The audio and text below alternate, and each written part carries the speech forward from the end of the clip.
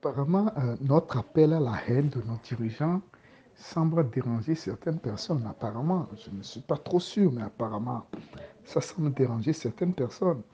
Ça fait des années que moi je fais cette campagne et depuis un certain temps, ça est en train de prendre. Les Togolais commencent par comprendre qu'il n'y a pas d'alternative et que la seule alternative peut-être serait d'inciter effectivement les soldats qui montent la garde à éliminer nos dirigeants. Prenons le cas des ministres. Ils ne sont pas bien protégés. Ils ne sont pas. Mais si la population laisse vraiment la possibilité aux soldats d'éliminer ces gens-là, mais écoutez, ils vont le faire hein, sans difficulté.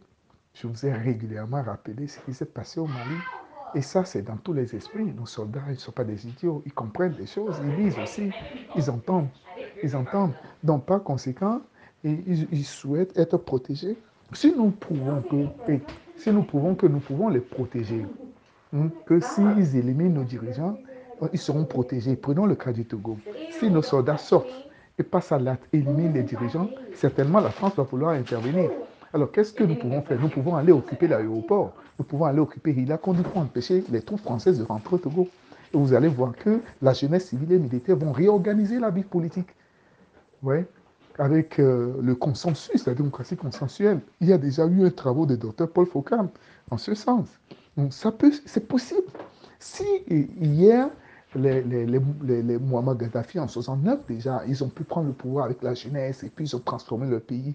Euh, Rollis l'a fait pareillement. Thomas Sankara, s'il y a eu ce genre de cas, même au Togo, avec Yadema, s'il y a eu ce genre de cas, alors pourquoi pas? On peut encore le répéter aujourd'hui. Je dis que nos propres frères Kabylie sont dans la peur des choses. Donc il faut dépasser notre peur. Si on dépasse notre peur, c'est fini. Regardez, on nous a dit que Pacha a voulu éliminer Faure Gnassingbé, n'est-ce pas? Et il est en prison en train de mourir. Ouais. Donc il faudrait que les enfants de Pacha, les amis de Pacha, commencent par inciter les soldats hein, à éliminer Faure Gnassingbé et ses ministres. C'est pas compliqué du tout. Il faut avoir la haine de ces gens-là. Il faut promouvoir la haine de ces gens-là. Je vous dis que pour ce qui concerne le Togo, c'est parfaitement légal. Hein. L'article 150, allez retourner lire. Allez lire le préambule de la Constitution, c'est parfaitement légal. C'est-à-dire que nous devons à un moment donné changer, tourner notre cœur, attacher notre cœur. De la même manière dont nos dirigeants attachent leur cœur pour nous maintenir dans la misère, alors que la misère, c'est-à-dire que, regardez, la misère au Togo est absurde. Il y a des besoins, il y a la jeunesse.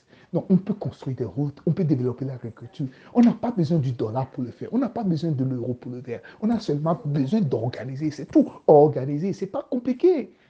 On peut le faire. Il suffit d'avoir notre monnaie. Il suffit d'être indépendant. Pour avoir notre propre monnaie, ça, c'est sur 3 jours seulement. Ce n'est pas moi, Yemi, qui le dit. C'est un autre économiste. Professeur Nicolas Bourou, c'est lui qui le dit. Moi, j'ai vu ses travaux. J'ai passé ses travaux en revue. 3 jours.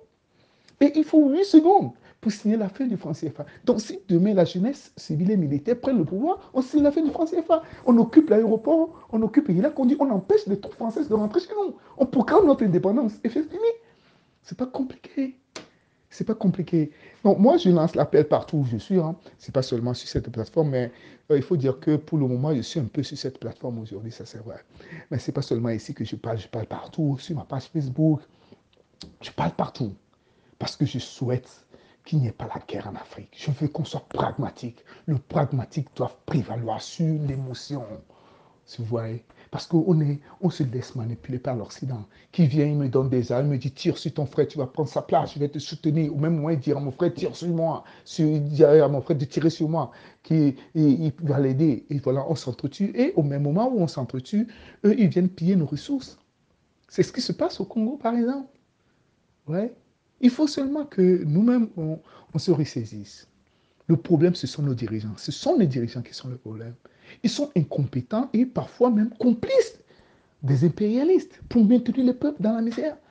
Ce que je suis en train de vous dire, si nos dirigeants peuvent mettre la main sur moi et me tuer, ils vont le faire. Hein.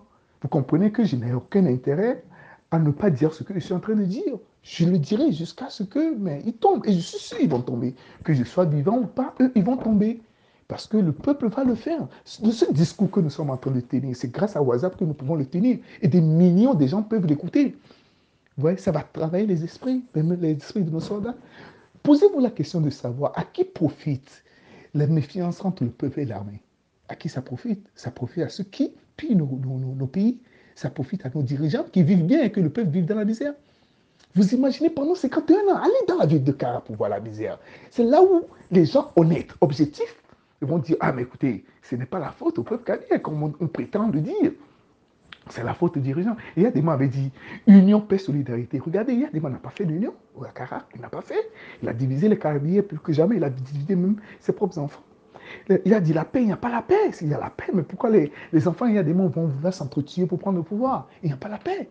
Il a dit solidarité. Regardez, il n'y a pas de solidarité. Il n'y a même pas un hôpital de référence à Kara où les Kabyais de son ethnie peuvent se soigner. Il n'y en a pas. Mais quand lui, il est malade, et puis, il prend l'avion, il va se faire soigner en Occident. Ouais. Donc, il n'y a ni la paix, il n'y a ni l'union, il n'y a ni la solidarité. Donc, nos frères Kabyais aussi, ils ont compris. Mais nos frères Kabyais et nous autres aussi, nous avons le même problème, la peur. Nous sommes incapables de dire à nos frères soldats d'éliminer Faure Gnassingbé. C'est une incapacité. Mais nous sommes en train de travailler, nous sommes en train de pousser. Ça va venir. Ça va venir. Nous y croyons. Parce qu'il n'y a pas d'autre alternative. Il n'y en a pas. S'il y en avait, on va le dire. Moi, j'ai commencé la lutte à 16 ans, en 1990. Ouais, j'ai jeté cailloux. Pour rien. J'ai jeté cailloux sur mes propres frères. Moi, j'ai été arrêté par 2 fois, par les militaires, au niveau de Nikonakwe et puis au niveau de Kodé-Yakopé. Les deux fois, une première fois, on m'a donné un coup de poing sur la tête parce que je suis de petite taille. Avant, j'étais vraiment de très petite taille. Non, ça dit, ils n'ont pas voulu me faire du mal, on m'a donné un cocota. La première fois, on ne m'a rien fait. La deuxième fois, je ne sais pas pourquoi, mais on m'a donné un cocota. Et puis, c'est fini. Mais pour vous dire aussi que j'ai eu beaucoup de chance. Donc, j'ai compris que les soldats ne sont pas des gens méchants de nature. Non, c'est faux. C'est complètement faux. Je comprends qu'il y en a qui ont perdu leur famille, hein. Oui, c'est vrai en plus. Pourquoi? Parce que ça, ils ont eu la malchance. Moi, je connais un soldat éveillé qui s'appelle Amédée Niator. Lui-même, il a témoigné. J'ai publié son témoignage. Il dit que on l'avait amené à Hébert. Ils étaient un commando venu de Kara, envoyé à Hébert, où ils ont tué. Donc, vous comprenez que même quand tu es éveillé, on t'envoie tuer tes propres frères éveillés, tu vas les tuer. C'est pareil, si tu es Kabyé, on t'envoie tuer tes propres frères Kabyé, tu vas les tuer. Vous comprenez que si la population ne prend pas le devant pour engager le dialogue directement avec l'armée, le tyran profitera toujours de sa position et se maintenir et opposer le peuple à l'armée. Voilà pourquoi nous engageons. La lutte que nous faisons, c'est une lutte pacifique. Complètement pacifique. Et je sais que certaines personnes, ils aiment le sang, ils ne veulent pas ça. Moi, je veux que Faure Gnassingbé soit éliminé avec ses ministres. Ils ne sont pas nombreux. La minorité pieuse n'est pas nombreuse. On peut les liquider. Quand je dis liquider, je ne dis pas tuer. Tuer, c'est T-U-E-R. Je ne dis pas ça. Je dis éliminer, les mettre hors d'état de nuire. C'est possible. On l'a fait au Zimbabwe tout récemment. Tout récemment, on l'a fait au Zimbabwe. Au Zimbabwe, c'est ce que notre frère Olivier Mapoko avait prévu pour le Togo qui a été réalisé au Burkina, au Zimbabwe. Vous voyez que nous, les Togolais, nous sommes des gens intelligents. Vous voyez, nous théorisons et d'autres même mettent ça en pratique. Pourquoi pas chez nous? C'est ouvert l'affaire. Donc, j'incite, je dis toujours à mes frères Kabyais de prendre le leadership de cette lutte. Si nos frères Kabyais prennent le leadership de cette lutte, on va libérer le Togo, on va le réconcilier, sans grande difficulté. Ce n'est pas une affaire de parti politique. Moi, je suis foncièrement opposé aux partis politiques. Pourquoi? Parce que les partis politiques, ce sont des associations tribales non représentatives. Le Togo, c'est un territoire des peuples. Donc, il faut fédérer ou bien confédérer les peuples du Togo pour faire de la démocratie. D'où les peuples du Togo doivent envoyer leurs représentants. Maintenant, les partis politiques, c'est une sorte d'idéologie. Donc, les idéologies peuvent être constituées au niveau du Parlement, mais pas avant. Parce que ça crée des conflits inutiles. Pas avant. Laissons les communautés, la communauté Kabyais va décider des gens qui veulent envoyer au Parlement. Ils seront les représentants de la communauté Kabyais et du Togo. De la même manière dont aujourd'hui, un député est le représentant du Togo. Ouais. Et c'est comme ça que nous allons construire notre pays. Ouais. Donc ceux qui sont dérangés par notre discours de haine du mal, de haine de nos dirigeants, parce que c'est eux qui organisent leur mort chez nous, ceux qui sont dérangés par ça, parce qu'ils pensent à leurs petits intérêts, comprenez que, et souffrez que nous venons nous débarrasser du mal en Afrique et que nous venons récupérer nos armées pour mieux être qui nous sommes. Nous ne voulons pas la guerre, nous ne voulons pas la destruction de nos pays. Moi, je maintiens une chose fondamentalement. Il n'est pas question d'affaiblir nos armées. Parce que sur un territoire où l'armée est affaiblie, c'est le chaos. Pas question d'affaiblir nos armées. Nous devons tous veiller à cela. Ne pas affaiblir nos armées. Je vous remercie.